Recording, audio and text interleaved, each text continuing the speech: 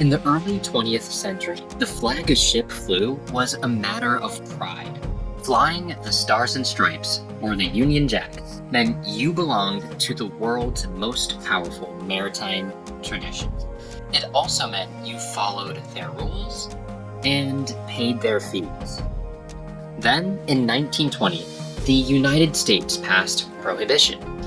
Suddenly, any ship registered in the US was dry. No cocktails, not even in the middle of the Atlantic. For passenger lines, that was a disaster. Their wealthy customers wanted drinks with dinner. So ship owners found a brilliant, almost comically simple hack. They went over to tiny Panama, which had almost no ships of their own, and requested, "Can we pay you a small fee to fly your flag instead?" And Panama said yes. Suddenly, American-owned ships became legally Panamanian territory, and US prohibition laws didn't apply. The bars reopened. That move, born from the desire to serve gin and tonics, created a concept that would ripple through the global economy: the flag of convenience. And that same trip, finding a small country with friendly rules and paying them to use their flag, is the central story of today's tax system. Except the biggest multinational corporations are the ship owners. The ships are their massive mobile profits, and the flag of convenience is no longer about serving alcohol. It's about avoiding taxes.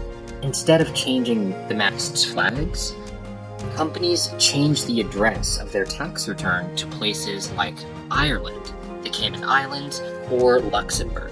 Think about it this way. A traditional maritime power like the US or UK was a high-tax, high-service provider. In exchange for higher fees and taxes, they provided protection, well-maintained ports, and a global network. That's similar to countries like Germany or Japan today. Higher corporate tax rates, around 30%, but strong infrastructure and stability. Panama in the 1920s had no navy, no major ports, and no global power. But it did have a flag for sale. That's the modern tax haven model. Ireland, Bermuda, the Netherlands, they offer a corporate tax flag at a fraction of the price. They tell Apple or Google, you don't have to pay Germany's 30%. Dock your profits here in Dublin for 12.5. Or the Cayman Islands for 0%. It's the same irresistible deal the booze cruise captains couldn't refuse. This isn't a niche loophole anymore. It's the actual system.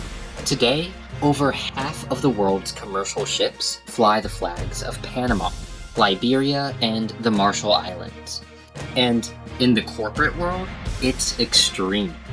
In 2018, American companies booked more profit in Ireland than in China, Japan, Germany, France, and Mexico combined. That's the flag of convenience strategy on a $1 trillion scale. But why should you care? Because every dollar a tech giant flags in a tax haven is a dollar that isn't taxed where you live, in the country where that company actually sold its product, used the roads, and relied on the workforce. It's just like the 1920s problem, but much bigger. The ship owners got rich dodging fees that paid for navies and lighthouses. Today, corporations minimize taxes, and the burden shifts to small businesses and individual taxpayers, people like us, to fund schools, hospitals, and services. Capital, just like a ship on the open ocean, is mobile. It will always seek the port with the lowest fees and the friendliest rules. The global fight over a global minimum tax is just the modern version of old maritime powers trying to stop buying cheap flags to evade responsibility. That raises a question. Is a corporation's only duty to its shareholders to find the cheapest flag possible? Or does it owe something to the nation that built it and where it profits? I'm genuinely curious what you think. I really hope you enjoyed today's data drop, and I will see you in the next one.